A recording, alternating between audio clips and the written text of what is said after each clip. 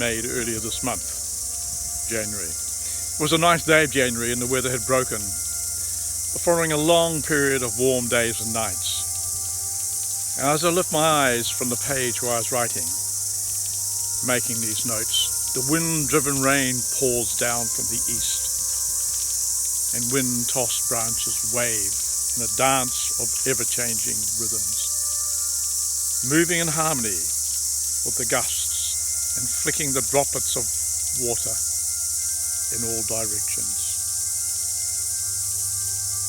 And the raindrops join on the ground and soon flow in unison down the garden slopes, creating a sound of their own. And the last of the pohutukawa blossoms is blasted, and our guardian Tui hops around the wind-shredded flower heads, seeking the last of the nectar. Tui has claimed for his own a territory that completely surrounds the house, flying constantly on point duty to each of the high branches of the trees that form the outer rim of his commandery. He challenges all comers with his chosen melody that echoes around us from dawn to well after dusk. His mantra has been freely shared for the past weeks and has inspired us all with the dedication he applies to his chosen role. His message is one of a singular life spent in a daily salute, acknowledging his place in the grand scheme of a primal duty fulfilled with a heart full of song and a zest for life. And in the dark of night, we are joined by Mopo Kururu, who shows a deep interest in the flying insects of the night, who are drawn to the window lights. Mopo glides in a powerful but completely silent circle, plucking choice morsels from the air. He perches on occasions on the back of a chair and looks at us long and hard through owl eyes. Wide and deep the eyes say it all. We all have our roles to play, our individual journeys to make, and yet we find it hard to accept that this tiny owl is part of the creation and is directly linked to us through the same spirit that prevails within all life on this earth. The owl and I live and breathe within the same energy fields that surround all creatures. And in saying this, I must also include every stone and every drop of water, every mountain and every ocean. We live in a continuous field, an energetic influence, and it is through this that we can make these natural connections. The past weeks have provided rest and solitude after a busy time to replenish, a time to prepare for the journeys to be taken this year, the talks to be given. There is much still to explore and many places to visit in the ongoing search for more complete history of who we are and why we are where we are.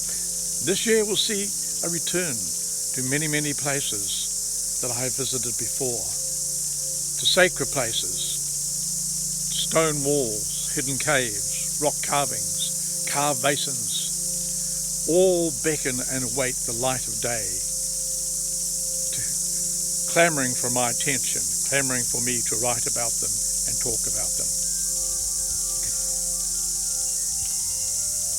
Over time, I've made many, many visits to the birthplace of the gods at Castle Hill in the South Island, and am always completely amazed at the revelations within these unique rock structures. At certain times of the day, silhouettes within the rocks take on a different feature as light and shadow comes into play. A statement is made. Look at my face and ponder on my message. Profiles of animals and humans and birds appear, fish appear, the whale is there, all commanding that you stop and wonder and then ponder on whether this incredible work is actually of nature or of man. With either choice, you are still looking at a subtle message. Perhaps the planet energy has something to say, and your personal interpretation is very important as you acknowledge the feature. Now, whether natural or man-made, a purpose has been met. You have been placed in a situation that may challenge your preconceptions of what is archaic rock art, or carvings. Does every ancient work have to be small enough to hold in your hand?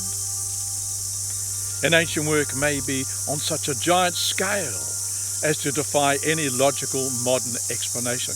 You yourself may even be heard or hard placed to fathom the size and the purpose. And the most common large-scale objects I have seen are the turatara, the keepers of the wisdom. These features defy common belief that the early comers to this land did not work stone on such a large scale. The best known are near the mouth of the Grey River in the South Island and are sighted on both sides of the river. The gigantic tails and heads are best viewed from far inland as you drive down the river towards Greymouth. Another easily identifiable carving is on a seaward bluff at Maunganui in Northland. Sleeping giants of this nature are to be found throughout the world, and many have a place in myth and legend. So whether we are looking at giant of scale or the very small, there are many places to behold in this land. Nature also offers much in the way of wonder. And when we take the time to look and listen, I always find that when I'm out on the land, my trips require different levels of awareness while seeking to unravel the mysteries of the people of the past. I'm constantly reminded of true purpose, and that is to pass through this life, making few ripples on the waters, yet offering all that you have with love to all whom you meet. To move through this world in a state of unconditional love for your fellow beings.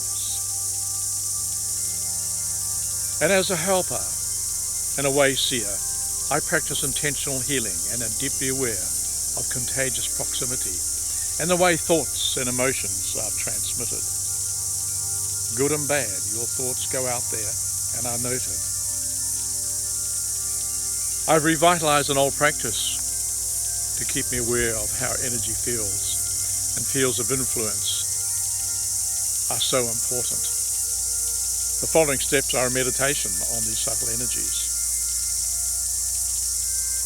I will seek out a comfortable place near or among the trees and focus on one frame by the sky, one treetop framed by the sky that draws my attention.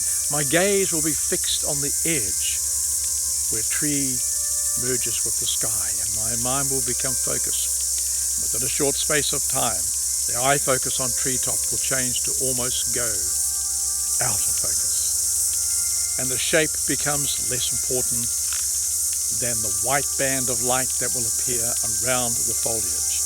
If I blink, it goes, but soon comes back when I concentrate. The secret is to soften the focus of your eyes. The band of light will often change in color, and this technique can also be used on animals and birds, providing they stay still for you for a time.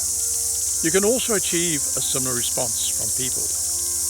And of course, don't forget the forest trees and plants. And when you experience these phenomena for the first time, you're overwhelmed by a sense of reassurance.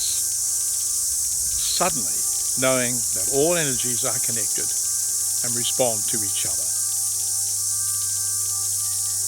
Another interesting observation can be found from placing your fingertips together and extending your arms upwards against the sky.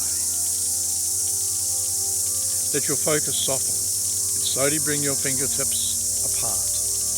Repeat this movement a number of times, using both hands. I'm holding my camera with one hand here. So with a gap of 3 to 4 inches, slowly bring the fingertips together again, and after a short time, you'll see energy appear between the fingertips. So you can while away those few spare moments at any place, at any time, to produce these amazing effects. Another benefit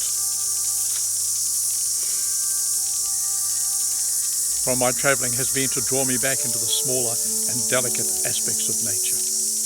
from the perfection of a flower to the raindrops suspended from the end of a slender branch. I'm in constant state of amazement at the messages to be found within these small wonders. And don't forget the music of the plants as we listen to the song and the music they make. These are things that are constant. And our ancestors were very well aware of all that occurred within and around them. There have been times in human history where matters of this nature became less important and were supplanted by ideals that embraced religion or science or the organisation of people into followers of that ideal. We now have an opportunity to recapture that has been denied and put the knowledge to good purpose. To enable a balance to be brought back into our lives. To gather about us some useful tools that will enable our individual journeys to be taken with more comfort and understanding. To be of one heart and remain true to our purpose. To move with grace and love through our dealings with all others. And so, I must end here. I've shared a lot with you today, and I feel that there's a lot more to come. So, dear Facebook friends, I so love you out there, and I look forward to tuning with you again in a few more days with some of my writings. Take care. Love to you all.